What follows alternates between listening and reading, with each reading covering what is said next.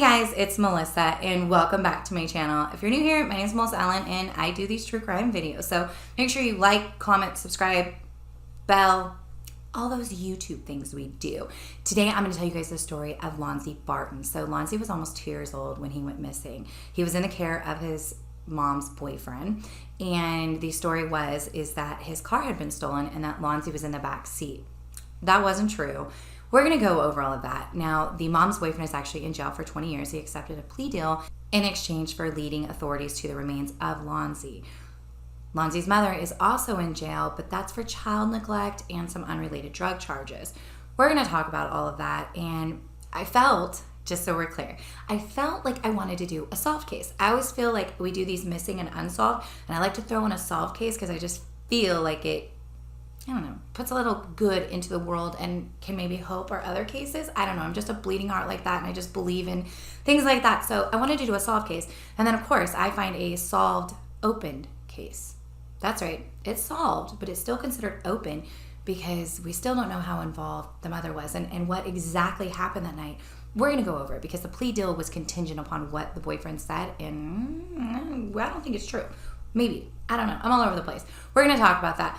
Before I go into that, I do want to talk to you guys about what's going on in the true crime community with Shauna and just kind of some of the things that are happening. So if you don't want to hear that, I'm going to give you a timestamp right here, and you can just skip me babbling, whatever you want to call it. You can skip that and jump right into the video. So thank you guys for that. Okay, I want to talk to you guys about what's going on with Shauna. I assume most of you know she's a pretty popular YouTuber that does true crime. I think she's got about 90,000 subscribers. And I know I'm pretty sure a lot of you guys watch her. And I know that Stephanie just put out a video discussing this as well. I made a post when I heard about what happened with Shauna because I was really, really upset. And I tagged a ton of people. And then I realized that I didn't want to speak on behalf of them. Like, even though I'm just a tiny YouTuber, like, I still try to do the right thing. And I don't want to speak on behalf of people that I don't even know. I have a huge problem with what's going on with Shauna. And I actually have a problem with how she's handling it personally. I don't want her to be ran off the internet. So, number one, I have probably watched every one of her videos. I am a huge fan. I love how in-depth, how thorough, how long her videos are, how well-researched they appear to be, how much she cites her sources. I've always considered her to be not my style. Like, I would never do that. It doesn't work for me personally. I just can't. It's just not. It's just too in-depth. It reminds me of college. I'm not there anymore, and I don't want to be there anymore. So for me to present that way, no.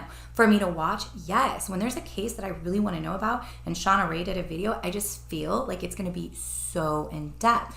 So when I hear what's going on, that there's plagiarism happening, yeah, it's disheartening. I think it's upsetting. I don't want to think that anyone is doing that.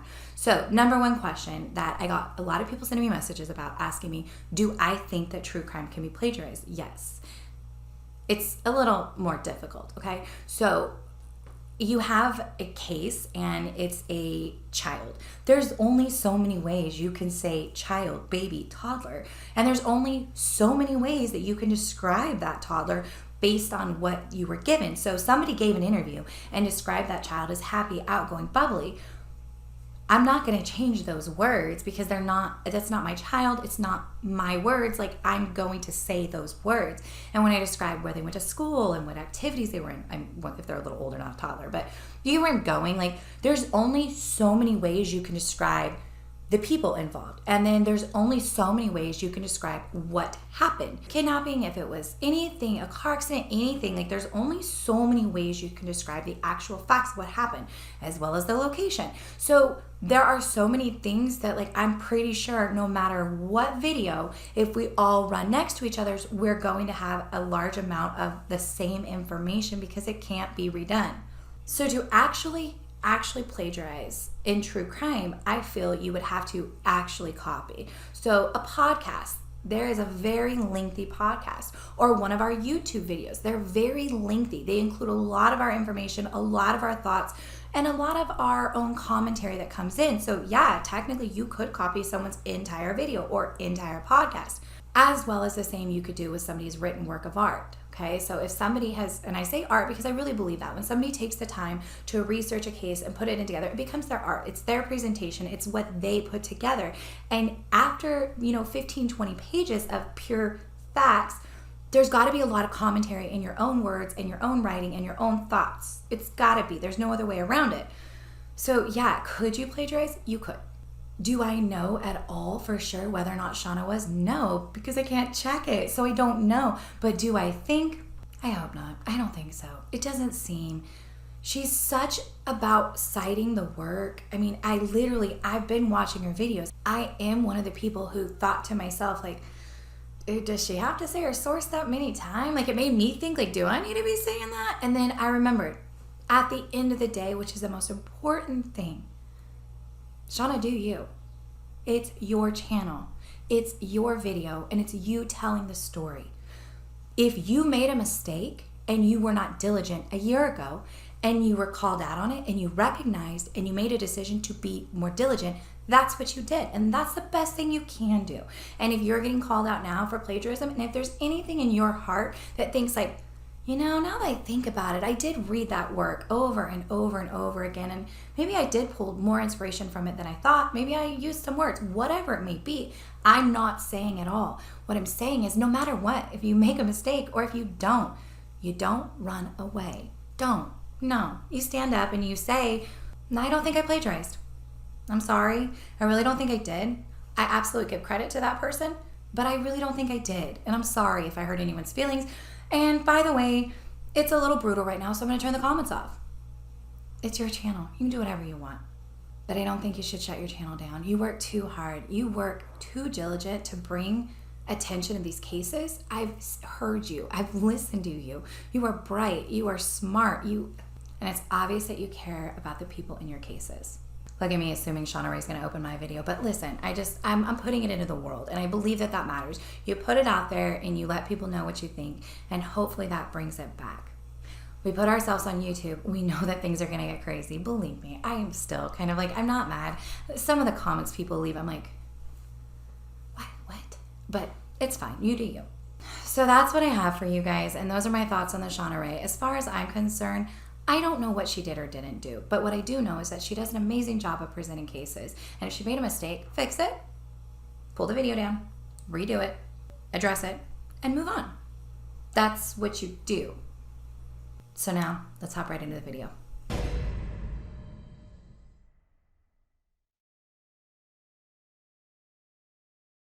So Lonzie Barton was 21 months old when he went missing. His mother is Lonna Lauramore, and his father is Chris Barton. Okay, we're going to cover this right now. It actually ended up coming out more recently that Chris Barton is not actually the biological father of the baby. Yeah, it's kind of a touchy subject. I can imagine he did not know until well after the child was missing. The child was recovered. He did searches. He was very involved in trying to find his son. He was devastated over it. He ended up going to jail over some drug charges.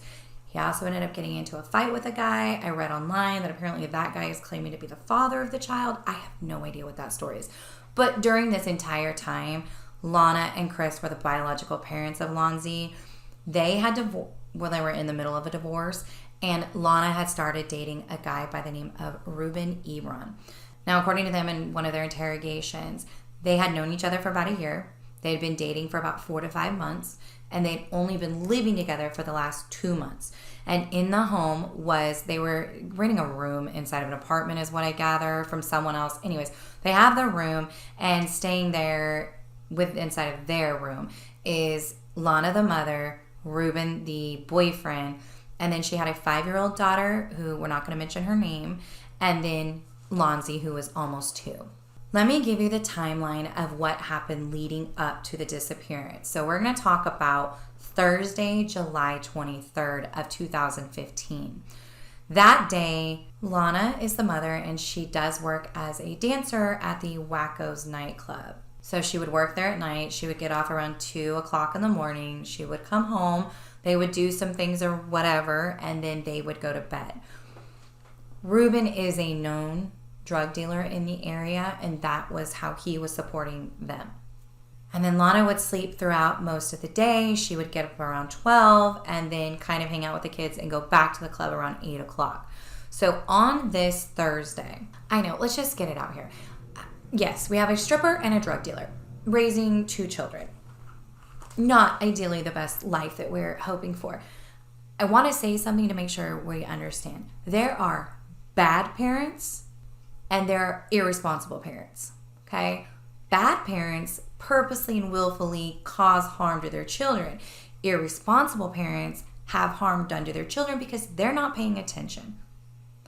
This might have been more of this case, okay? It looks like Lonna was not a responsible mother. Her children were often with their father, with her mother. The little girl slept on a cot of blankets on the floor, and the almost 2-year-old was sleeping in a beanbag. The thing that is it wasn't one of those moments where I've been in hard times, just so we're clear. I've had to do these things, but it's because I was struggling and I was on the floor and trying to figure our life out. Like, we've been there. But I've never chosen to put myself in a bed and then chosen to put my kids on the floor, ever. So there were just little things about that. So we're just going to, like, as you hear the story, like, you're going to want to scream. But let's just remember, we know right out the gates, we are dealing with irresponsible parents. In fact, from what I understand, Ruben had 3 children of his own, and he was served that day with court documents. So he didn't have his 3 children. And I don't know how long it had been since he had seen them. It was referenced in some of their interviews that he was upset and he had been missing his own kids. So he wasn't even involved with his own kids at the time. But this is who Lonna is not only moving into her home, but he is the primary child caregiver for her children when she's at work. So little Lonzie was constantly left in Ruben's care. And just so we know, all my sources are down below. I watched these interrogation videos for hours. They're hours long. And I watched them, and Ruben admits it. He's totally talking about it, and she's talking about it. He would get pills from different people. He'd get cocaine from different people, and he was selling it. So, like, there's not any, and there's, like, some quotes that he said in the newspaper that, like, oh, they're lying. I never even said that I was doing coke. Yeah, you did. Like, I watched the interrogation, and you did.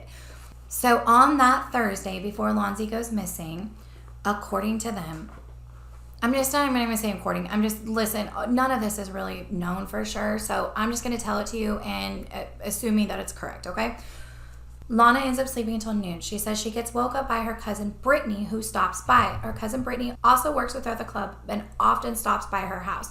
So Brittany stops by her house and they end up going to the Dollar General. They're getting stuff for dinner. And then they get back to the apartment. Brittany notices that Lonzie has a little bruise behind his ear. And in the interrogation, they're like, you didn't find that weird? And I, like any other parent, am thinking, that's not weird. They get bruises all over. Like, he's 2 and they're walking, they're toddling, they're running into stuff. But as they were explaining, this wasn't the only thing going on. So he has this bruise behind his ear. And Brittany points it out and says, hey, what happened to the back of his head? And according to Lonna, she's like, I have no idea. Ruben, what's this? And Ruben's like, I don't know. I asked you about it earlier. And she's like, no, you didn't. They start to bicker with each other. Brittany's like, whoa. I didn't mean to cause an argument. And then they're like, oh, no, it's fine. We're not arguing. And apparently they just dropped the conversation.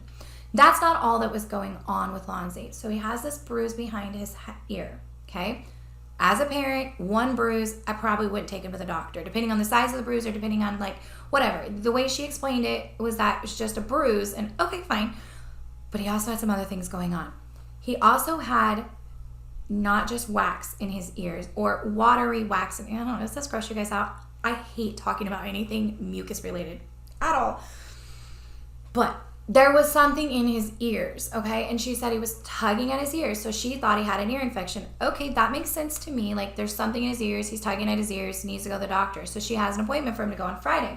And then she mentions that his eyes were kind of watery. Okay, so maybe he's got a little cold going on. But then she also mentioned, like, do you see where I'm going? Because this is why she was charged with neglect, okay? On top of that, his little face was red and kind of swollen a little bit. He was fussy, he was cranky, and he was becoming lethargic. You get where we're going, guys? He had a head injury, okay? A head injury. It's so obvious. Like, but she went to work and left Lonzie with Ruben, knowing he was the last person that was with him, and your child has this head injury. I would be screaming. Now, on top of that, I think it was a couple weeks prior, there was another incident in where Lonzie had actually fallen down the stairs, and only a couple of stairs. Somebody knocked him or pushed him on accident. They made it sound like somebody pushed him, but I'm pretty sure they're saying it was by accident. Down some stairs that were carpeted, and Lonna took him to the doctor, just for some bruises, and from a known fall on the carpet, she took him straight to the doctor, which is exactly what you're supposed to do. But I know some parents never know, but just remember, anything with a head, you take them in no matter what. Even if you look like that frantic parent that's like, yeah, I know it's probably nothing, but you take him to the doctor every time. So despite the fact that her child is not feeling well, is not acting right, has a bruise, has something in his ears, has fluid in his eyes, she made the decision to still take off and go to work that night at the strip club, and left Lonzie and his 5-year-old sister in the care of Ruben for the night. So he drops her off at work at around 8 o'clock. And then now we have Ruben's story. Ruben says that after he drops her off, they go back to the house. I don't know what he does for a while, hangs out. The kids fall asleep at some point, but then he has to load them in the car because he's going to go pick her up from work. So then he decides at midnight he goes to put gas in the car because he's going to go get her. But then he goes to get gas. Then he comes back because he says he forgot the laundry detergent, because now he's decided to also go do laundry. Yes, we are talking the middle of the night, but remember what we were talking about at the beginning, irresponsible parents? Okay. I'm not saying if you have a parent that has a different schedule and then they work nights, so they, are used to doing stuff at night. Like, I know the laundromat is open 24 hours for a reason. I'm not saying that you can't go do your laundry. And if you got to get to work, you got to get to work. And, if you have to do your laundry with your kids at 2 o'clock in the morning, that's what you have to do. But this isn't the situation, okay? He chooses to go do laundry at 1 o'clock in the morning. I'm pretty sure it was because he was washing some stuff. But he chooses to go do laundry at 1 o'clock in the morning. He said that he put the kids into the car, and then he went to the laundromat, puts all the stuff into the washing machine, which is not making sense because it's like 1:30 in the morning. Like, he's going to have to get her at 2:15. Why are you putting clothes in the washing machine? But then I guess his plan was, he said he was going to put the clothes in the washing machine, go back home, go get her, and then go back. The clothes would be done washing, and they would put them into the dryer and finish the laundry. But instead, what he does is he goes back home. He goes back home because he was getting cocaine. Couple of different stories. Either he was getting cocaine because he was going to service another client, or what he said in his interrogation, which is that he wanted to get himself some cocaine for himself to take a bump so that he could stay awake a little longer. So he says what he does is he pulls up into the parking lot of his apartment, parks the car, leaves it running. Long story on why he leaves it running, so we're clear. This part of him always leaving his car running apparently is a normal thing for them, but not with the children inside. He leaves the car running because it's got an engine problem. It keeps stalling. You don't want to turn it off because you can't get it to restart again, and you don't want to get stuck. So they leave the car running all the time. But according to Lonna, yes, but we never leave our children inside of it. So he said he leaves the car running. He leaves the 5-year-old in the car. She's sitting in the front seat playing on his phone because she had woken up. And supposedly the almost 2-year-old Lonzie is in the back seat in his car seat asleep. He goes upstairs to get the Coke. And at that time, he said the 5-year-old ends up following and coming into the apartment. And he's like, what are you doing? And she's like, I got scared. It's dark. And he's like, okay.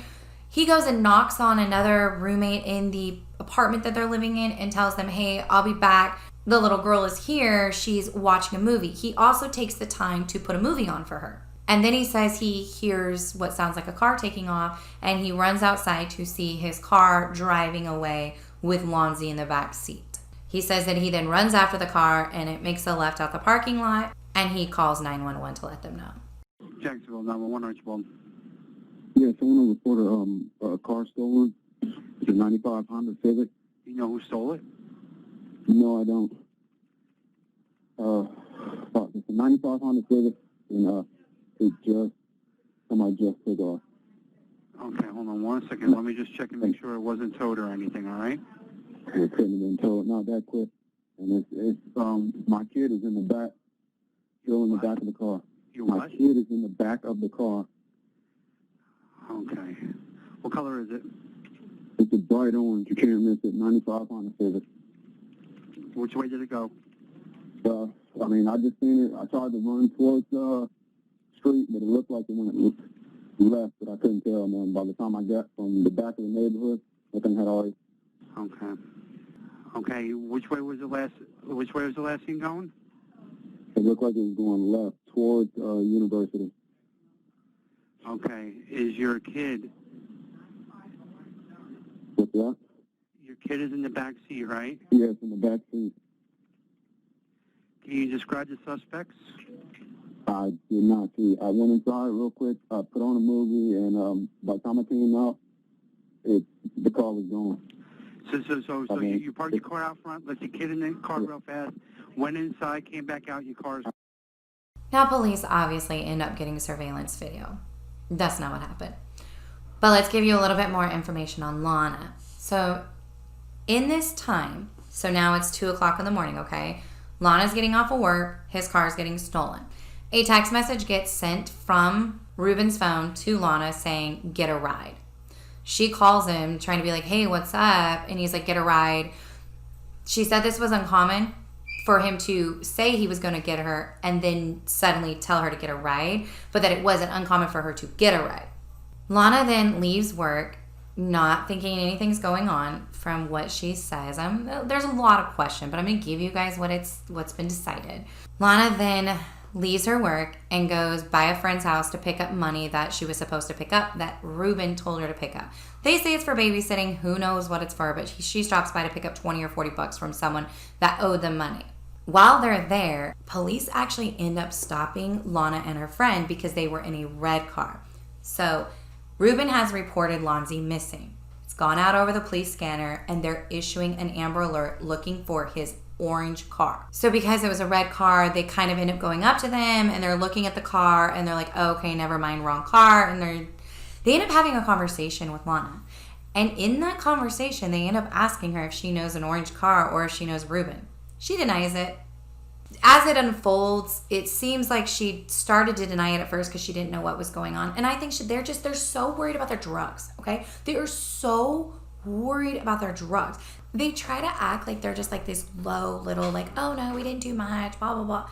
But this is like they're literally their focus. So when police are asking about this car, she automatically wants to lie. When they ask about Ruben, she automatically wants to lie.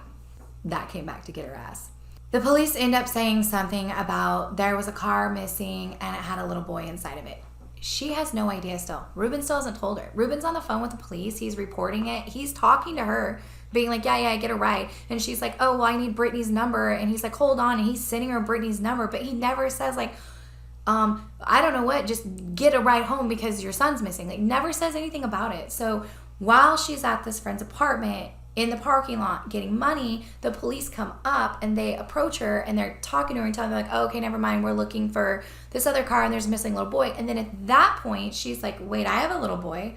I have a 2-year-old blonde little boy. That is when she finally is like, okay, what's going on? And then she's like, and they're like, are you going to your apartment now? And she's like, yeah, I'm headed that way. And police end up following her over there. And she gets over there and she immediately goes to Ruben and is like, what's going on? Ruben ends up giving her story of what happened. And then apparently the police are asking Lonna for something of Lonzie's so that they can get the dogs out searching for him. And she's like, okay, I got to go upstairs to the apartment to get something. So then the two of them end up upstairs together and they're chatting for a moment. According to Lonna, that's when he says, okay, yeah, the actual reason I came back to the apartment was to get some Coke so that I can, supply another customer or something along those lines. And then she's asking like, okay, do you still have it? And he's like, no, I flushed it. So in the 911 call, he took the time to flush his drugs as well. Worried about the drugs. They end up taking both of them down to interrogation to try to uncover and understand a couple of things. Inside of the house, the first thing they found is that there was blood on the carpet. There was blood in a couple of spots. They found in the bedroom upstairs on the carpet. Now, police ended up doing multiple interrogations with them. It's all going to be linked for you guys down below. It's very, very long. Lonna is pretty clear on her story, okay? She doesn't seem to waver on what happened. But to get to that, it took a lot of lies. She just she just lied. I think that police are as conflicted as I am. She lied because she was worried about the drugs. it is really hard to watch. I watched them backwards at first on accident. So I watched her third interview and then her second and then her first. And in her second and third, they're not as bad. I mean, she really is consistent. No, I went to work. Why didn't you do anything about the head injury? I didn't think it was a head injury. I thought he had an ear infection. I didn't think anything was wrong. And she's just, her story doesn't change much after that. I thought this is what was going on, and she never backs on any of it. But then I got to her first interrogation, and I see it. She did not question Ruben until police literally put the proof in front of her face with all of it. Like, she is like sitting on his lap, is like cuddling on him like he's her best friend and is going to take care of her. She's not screaming at him, where is my son? What is going on? Why did you leave him in a car? She does eventually get upset with him, asking like, hey, what's going on? But she's like defending him while she's asking. Like, she's defending him. It must have been an accident. Just tell me what happened. Like, it's okay. Don't tell me the details. I don't want to know. It's okay. Just tell me where my son's at. Like, it's fine. I mean, those aren't her exact words, but like, that's basically what she was saying the entire time. She literally is setting it up over and over and over to say it had to have been an accident. It had to have been an accident. It had to have been an accident. She doesn't want anyone to talk about the details of what happened. She keeps saying, no, I don't want to know the details. And the cops are like, we want the details. What happened? She's like, no, I don't care about the details. I just want to know, where is my son? Who would steal your car? Tell me where my baby is. Yeah. It's an assumption of mine. But it almost really, really seems that she knew what happened to him, but she didn't know where Ruben took him. That's kind of what Ruben says later, and we're going to talk about that. It is weird. It really makes you question what she knew, because she just keeps asking, where is my kid? That was another thing that's really weird. It's really hard to tell from the interrogations because they bleep out Alonzo's name the entire time. At first, I couldn't. It was weird. I was like, okay, it's been like 4 hours and I haven't heard this child's name one time. And then I realized that they are cutting his name out. So I wanted to say she never says his name. Like, she just calls him the kid, my kid. And then she gets really upset and won't stop calling him her fucking kid. Over and over and over again. To the police that are like, it's not your fucking kid. That's your son. That's your baby.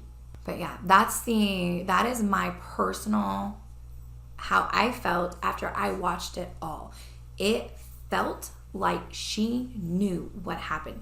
She was so adamant that it was an accident that it's just weird. Right out the gates, like, I understand wanting to believe in people. Like, I would not want to think that. I would want to be like, no, just tell me.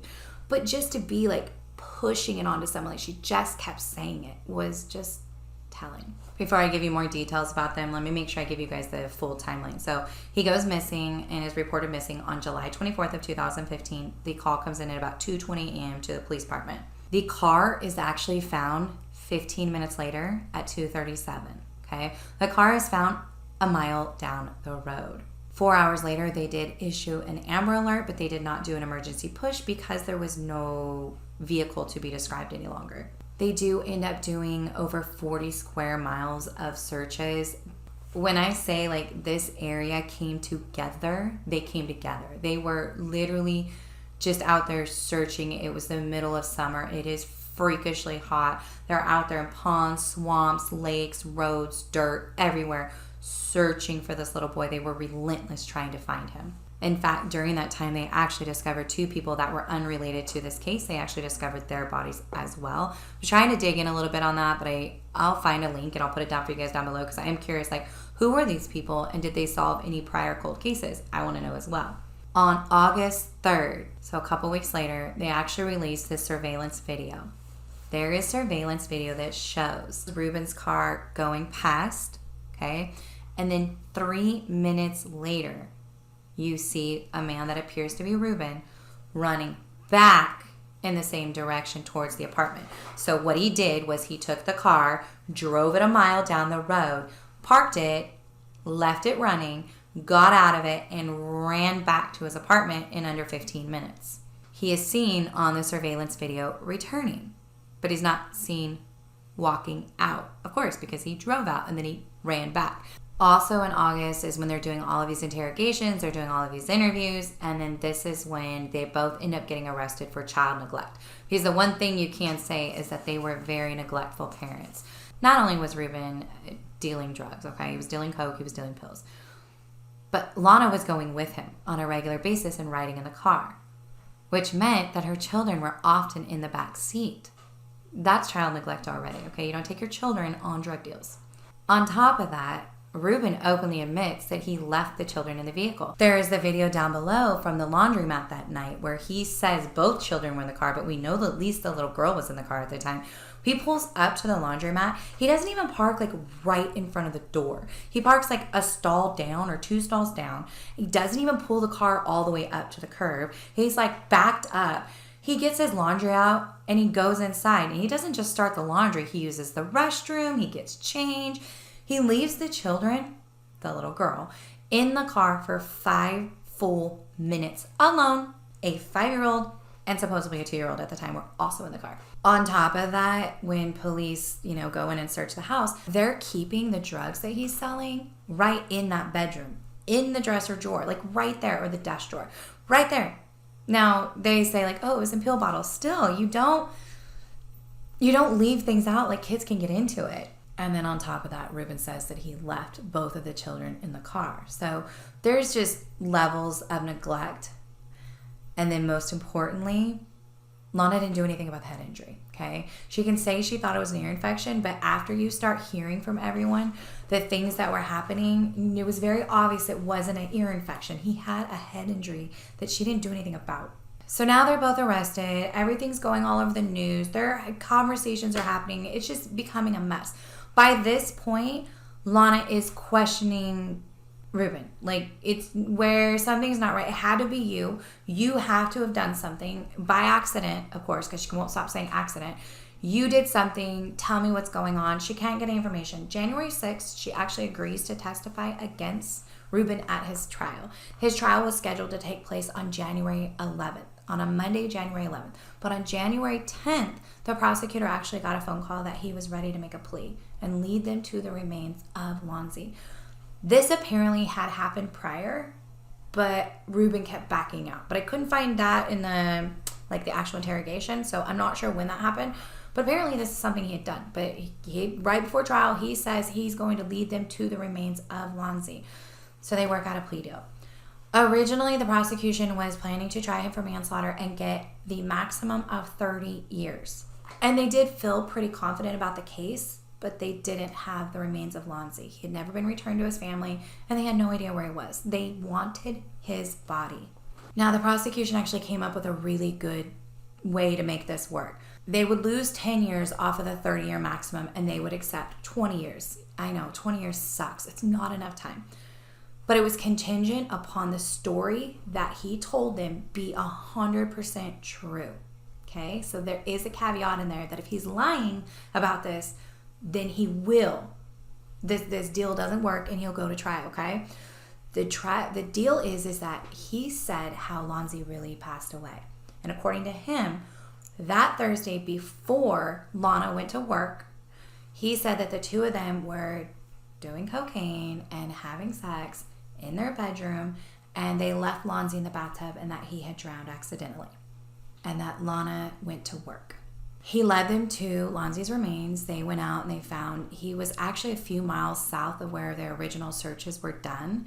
It was a very swampy area out in the middle of nowhere, private properties and all kinds of things. There was construction that had been done in the area. They just did not locate him during their searches, okay? So they get out there, they find him, he's been buried, there's some tires on top, okay? So they pull him out. Now, unfortunately, they were never able to determine his official cause of death, but what they did determine is that he had blunt force trauma and broken ribs at or near the time of his death. That is not a bathtub drowning, but they weren't able to rule it out. And I watched an interview that was done with the prosecutor. I'll put it down there below. It's Losing Lonzie. And they are talking about after the fact that the prosecutor mentions that in the room they found a wet sheet or wet carpet, which made it possible that his story was correct and that he was telling the truth. Now, according to Lonna, no, that's not true. That did not happen. And the wet clothing is more explained by the fact that there was laundry that needed done and that Lonzie had thrown up. So yeah, not all of these things that are going on with Lonzie, something was wrong with him. He had a severe head injury. He had thrown up, and they had taken the sheet and they had thrown it in the bathtub, and then it probably got taken out of the bathtub and it was outside of the bathroom or something like that. It's a little confusing on who to believe. I don't know. Because there is a difference between a neglectful parent, an irresponsible parent, and a parent who murders their child. It doesn't make it easier, and it doesn't make it right, and it doesn't make it okay, but it does determine how people are prosecuted. I'm still conflicted on whether or not I believe anything that Lonna says. She is just ridiculously not worried about her child. February 5th is when he actually gave his account of what happened. I was going to mention this, right? Because one of the things that Lonna constantly lied. For example, so we know that Brittany was the first person to point out that bruise on the back of Lonzie's neck, and then they get into an argument over it. But then she always trips herself up because then she's in there within the police and she keeps on, well, even my mom saw the bruise. My mom saw the bruise. My mom saw it. She saw it the day before. And then they realize, like, your mom wasn't even at your house on Wednesday. And she's like, yeah, she was. Oh, maybe I don't know my dates. And they're like, no, the last time your mom was at your house was on Monday. And she didn't see a bruise. Oh, yes, she did. Oh, yeah. And she just argued. And then she's like, you know what? My mom's really forgetful. But then they end up talking and she's like, yeah, I lied. I just thought it would sound better if I said my mom saw it. But her mom didn't. Her mom knew that Lonzie wasn't feeling well. And she told her, you need to take him to the doctor. But nothing about the bruise. I also think it's worth mentioning, again, remember I said they'd only been dating for about 4 to 5 months and they'd only been living together for 2 months.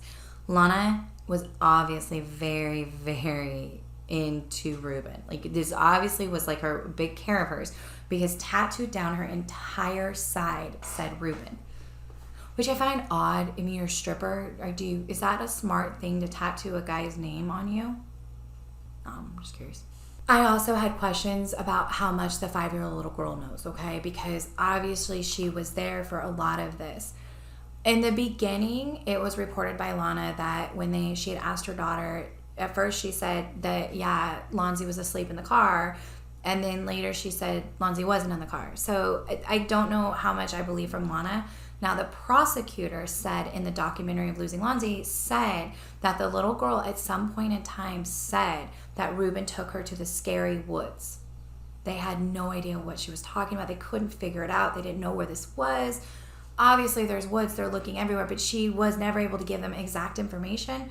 And he was actually found in some scary woods. There is so much to this case. I could go on and on, but I feel like I actually concised it down really good. And if you guys want to look into it more, I'm going to have all of the links to everything below. I am torn. Do I think that Lonna was involved? I don't know. Could before she went to work, and then she went to work, but the way she kept asking him, like, I don't want to know the details. I don't want to know what happened to him. I don't want to know what happened to him. Just tell me where he is so I can go pick him up. It sounds so like it makes sense that she knew something accidentally happened to him. And then you have the question of accidental? How accidental? This child had a head trauma and broken ribs that were healing. They said happened at the time of death or right before. It appears, and what police believe, is that Ruben was getting rough with Lonzie. He was just frustrated with him. There were some text messages between them where he's getting annoyed that Lonzie's not potty training. By the way, he's not even 2. Do you know how hard it is to potty train boys? Oy, oy, oy. He's not even 2. Like, yes, it's difficult. They're a little bit frustrating. And he gets really annoyed, like, oh my goodness, I gave him some effing milk and he's blah, blah, blah. Like, it does seem like I wouldn't leave him with my kid with him. Like, you know what I mean? I'd be like, it seems like the kids are a little too much for you. It seems like he's frustrating you. I think I will just take him to my mom's house. But she didn't. She chose to leave him there. So Ruben's plea deal was for 20 years. And then he also got some drug charges for unrelated drug charges. He will be released, I believe, in about 2040. And then Lonna took a 5-year for child neglect, which she pled guilty to. And it really, really makes me feel if my child had been harmed by someone else, and then taken somewhere else, and I had nothing to do with it. And I had just been kind of a crappy parent. Like, maybe I should have taken my kid to the doctor, but I didn't know. I really thought it was an ear infection. I would never take a plate. Ever. You'd see my ass fighting that tooth and nail. But she took a plate. It really, again, makes me think that she knew more. So she was like, okay, well, I'll just take my 5 years because I know I deserve something. That's what it makes me feel. She also received 12 years for the unrelated drug charges. So she will be eligible in 2027. So she has 7 more years. It's unfortunate, guys. I'm really impressed that the police department, they pulled all of the surveillance videos. So like linked below is actually every single in-depth full surveillance video. So you know, like when you see like a McDonald's surveillance video and we see like the 30 seconds of the person going by, no, this is the entire 3 hours that police had to look at. So somebody had it, somebody linked it and loaded it up into YouTube. So I will link it down for you guys below. Just be prepared. You have to fast forward a lot. These are like 3-hour videos. I hope you guys are doing well. I hope you guys are staying safe, and just, I know this time of our life right now is so different. So again, I keep telling you guys, I hope you guys are well, and I hope you guys are transitioning back into normal life here in this soon. Wherever you're at, depending on what phase or level, I don't know how everyone's different. We are entering into phase 2 here in my county in California. So some places are opening back up. Kind of interesting to see it happen. So I appreciate you guys from the bottom of my heart. I say this at the end of every one of my videos: hug your babies and hug your loves. Life is literally precious. Enjoy every minute of every day. I love you guys, and I'll see you in my next video. Bye, guys.